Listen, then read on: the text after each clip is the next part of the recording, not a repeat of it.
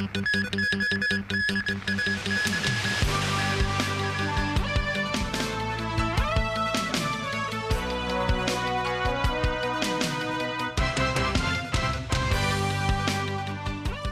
evening. Welcome to TVB News. Speaking on the recently introduced series of reforms to the Medical Council of Hong Kong, Secretary for Health Lo Chung-mau criticizes those calling for the increase of council members who are not part of the field, stressing the measure will not solve core issues. Lo also confirms certain members of the Medical Council Secretariat neglected their duties by failing to address relevant complaints for up to 15 years. Timothy Lee has more. As the government continues its legal work on reforming the Medical Council of Hong Kong, Secretary for Health Lo Chung-mau says on a TVB news program the reforms are of a comprehensive, thorough, and targeted nature. Under the new measure, screenings, investigations, and inquests at the MCHK will all see major changes, as relevant investigative work will no longer be performed by civil servants in the administrative sector. Lo reasons that administrative staff may not be able to promptly handle problems pertaining to the medical profession. He hopes more members of the medical sector could take up the investigative role as they possess the necessary professional knowledge. The reforms also allow the Council to propose a deadline for the submission of information during investigations and inquests, and require the party that violated the time limit to pay the litigation fees. The Secretary for Health believes the measure helps to deter cases from being delayed for an indefinite period.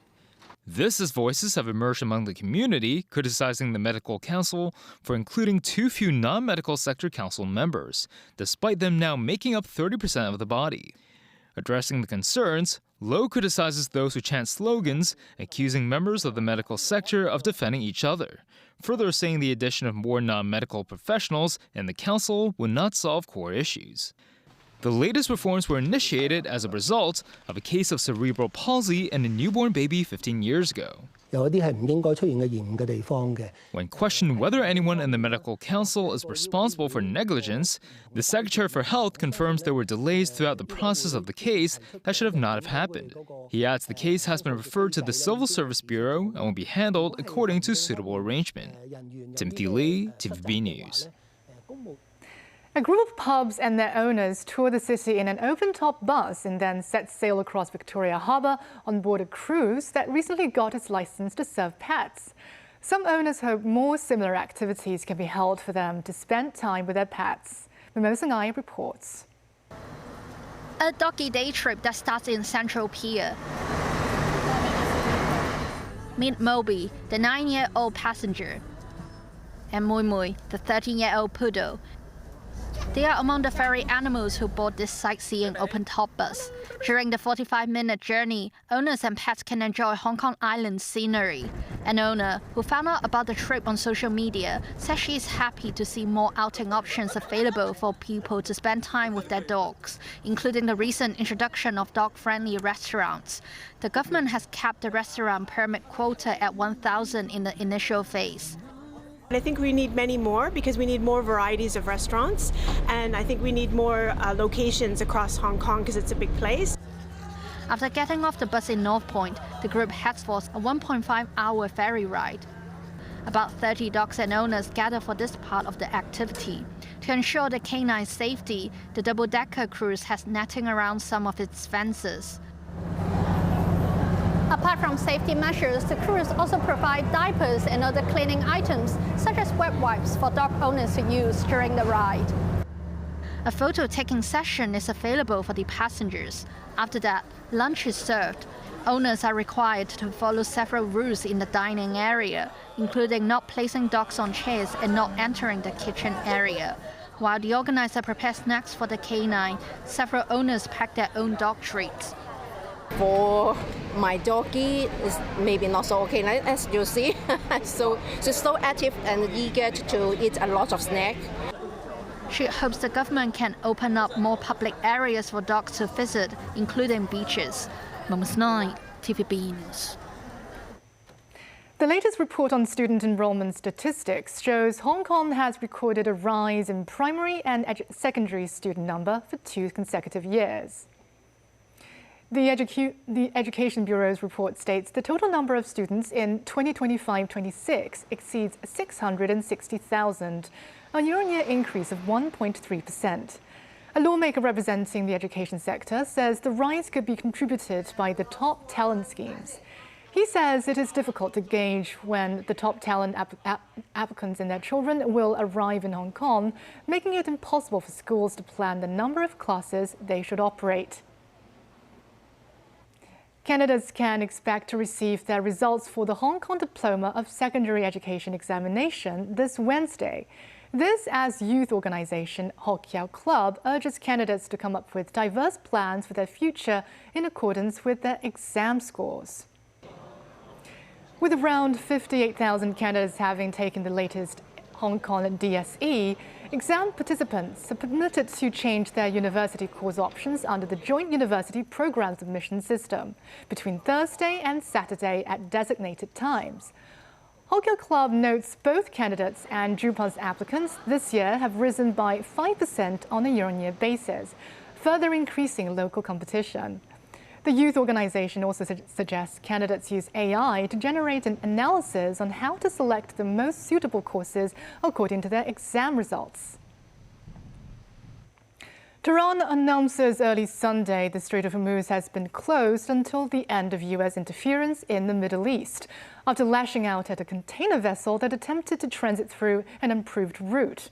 This as Iranian and U.S. forces renew exchange of heavy missile and drone assaults in the Persian Gulf.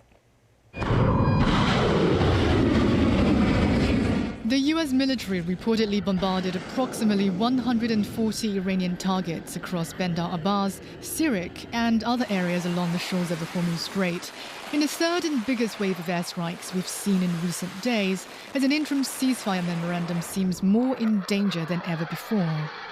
The U.S. Central Command says in a statement it targeted missile and drone launch sites, ammunition dumps, communication equipment and other sites during 3 nights of attacks, in a bid to degrade Iran's ability to attack civilian marinas and commercial vessels freely transiting the strait.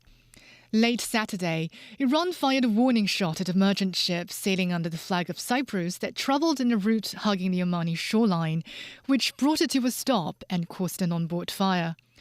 According to authorities, the ship suffered engine room damage and 1 Indian crew member went missing. U.S. Defense Secretary Pete Hegseth writes on X, Iran made a poor choice. Now they pay. U.S. President Donald Trump has declared the end of the truce agreed earlier in June, though hinting at further negotiations. Tehran says on Sunday it conducted a series of retaliatory strikes on U.S. military sites in its Gulf neighbours. Missile alert sirens went off in Qatar, Bahrain and the United Arab Emirates. Additionally, the Revolutionary Guards Corps announces it is closing the Strait of Hormuz until further notice. Washington has been urging Iran to cease attacks on ships and that all lanes should be opened with no tolls. Now, Iran insists it must have sole control over the strait and be able to charge vessels going through it. That would upend decades of world belief that this is an international waterway, despite it being in the territorial waters of both Iran and Oman. Iranian Foreign Minister Saeed Abbas Araghchi held bilateral talks with his Omani counterpart, Saeed Badr al-Busaidi, in Muscat on appropriate mechanisms for navigation. Oman's state news agency reports both sides agreed to continue discussions at the technical and political levels. Qatar's former ruler Sheikh Hamad bin Khalifa Al Thani has died at the age of 74. He was regarded as the architect of modern Qatar, overseeing the rapid transformation of the small Gulf nation into one of the world's wealthiest countries. Tracy Furness has more. Sheikh Hamad bin Khalifa Al Thani ruled Qatar from 1995 to 2013. He transformed the tiny Gulf nation into a global player in diplomacy, media investment, and then shattered tradition by voluntarily turning over power to his son after 18 years as emir. Sheikh Hamad turned his nation from a backwater into an international crossroads in less than a generation. Qatar's natural gas production reached 77 million tons, making Qatar the richest country in the world per capita, with the average income in the country being $86,440 a year per person. Under his rule, Qatar bought the prestigious Harrods department store in London and founded the powerful Al Jazeera satellite news network. Qatar's political reach today stretches from North Africa to Afghanistan, and it hosted the previous FIFA World Cup in 2022. Sheikh Hamad, though long out of power by then, received a thunderous applause from Qataris attending its opening match. But Qatar's rise under Sheikh Hamad also rankled regional and Western allies with its independent-minded policymaking, including its close ties with Shiite powerhouse Iran, the Palestinian militant Hamas group, and Egypt's outlawed Muslim Brotherhood. Tracy Furness, TVB News.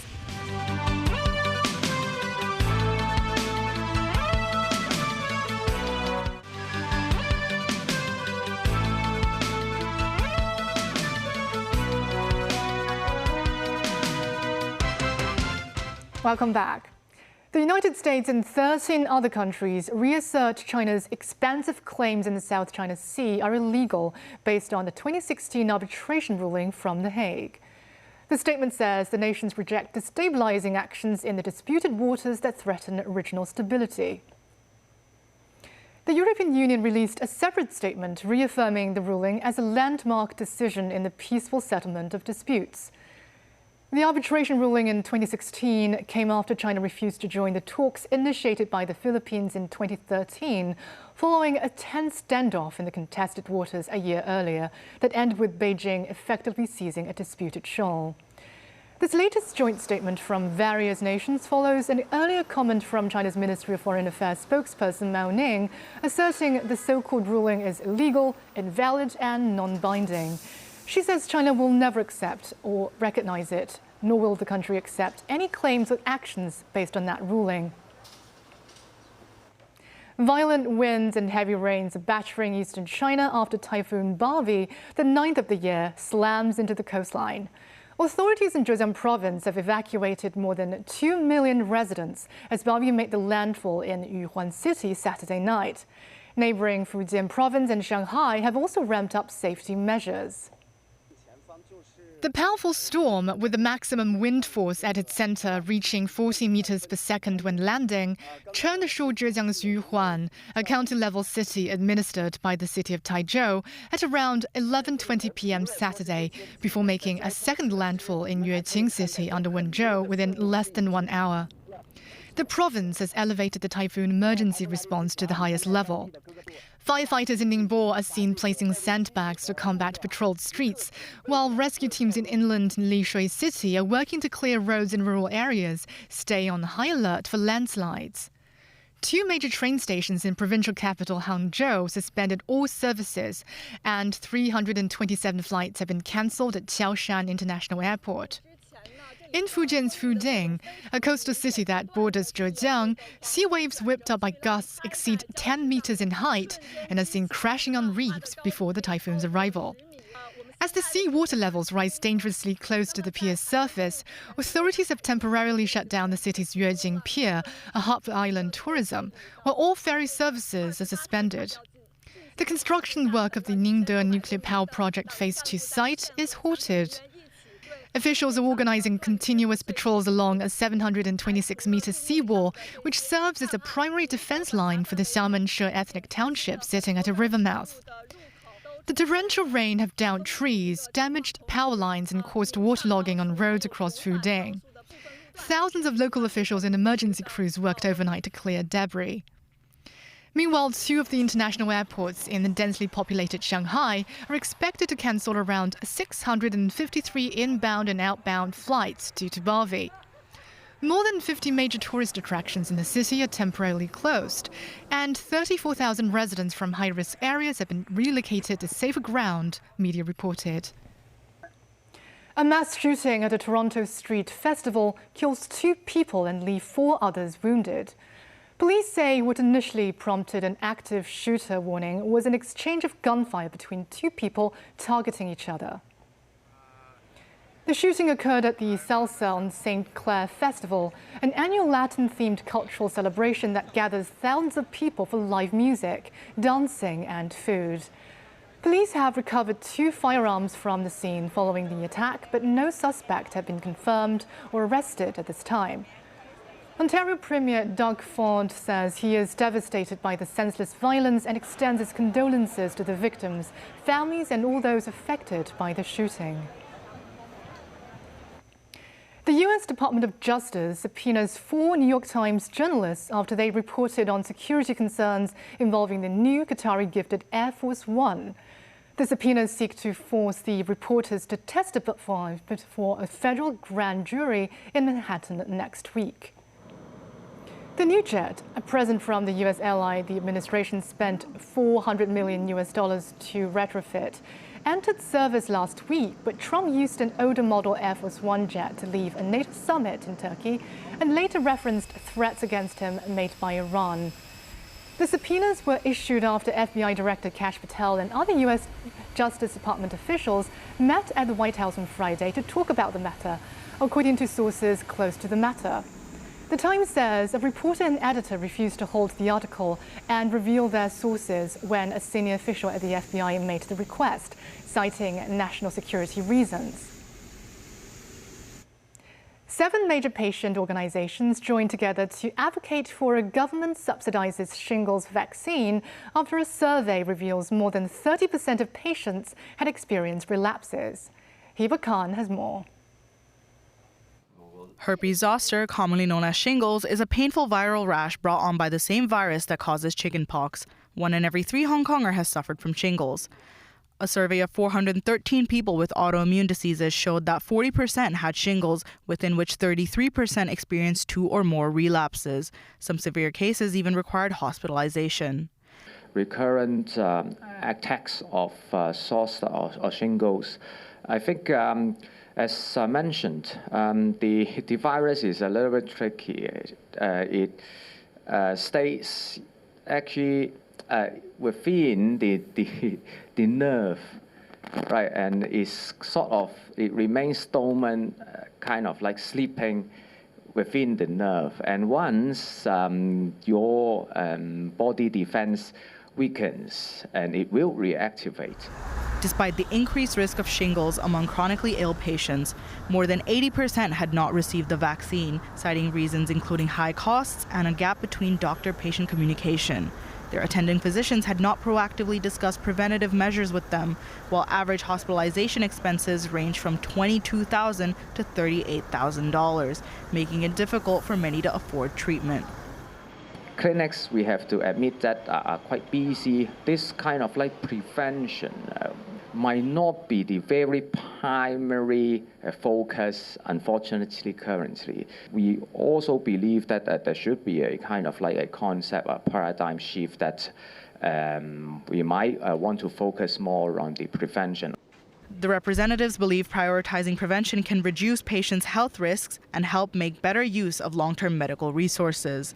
They suggest high-risk patients with hospital authority follow-ups may receive vaccines if their doctor deems it necessary. Patients may pay 25% to 30% of the cost, with the remainder covered by government subsidies from the HA or potential price adjustments by pharmaceutical companies.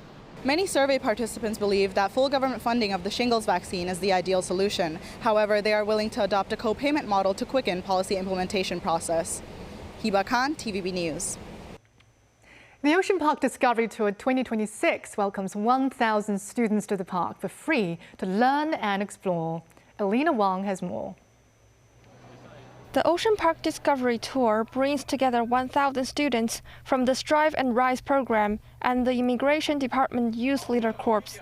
Students from diverse backgrounds explore the park together to build friendship and learn about marine conservation through fun activities. The most happiest and unforgettable part of today was definitely seeing the panda and marine life.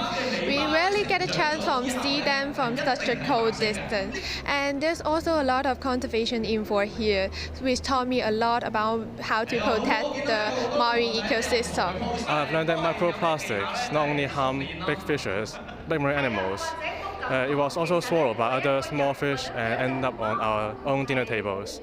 I would share what I've learned today to my friends and family, because protecting the ocean is everyone's responsibility. The event is put together by multiple organizations. Secretary for Labor and Welfare Chris Zun and Director of Immigration Benson Kwok attend the ceremony. Chris Sun encourages participants to get to know one another and engage in meaningful exchange to get better prepared for pursuing their dreams.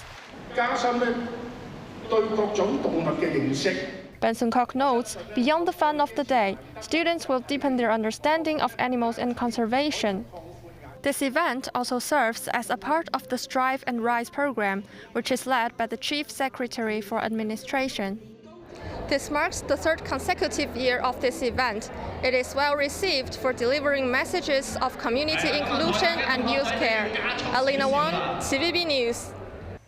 And that's the news. Thank you for watching.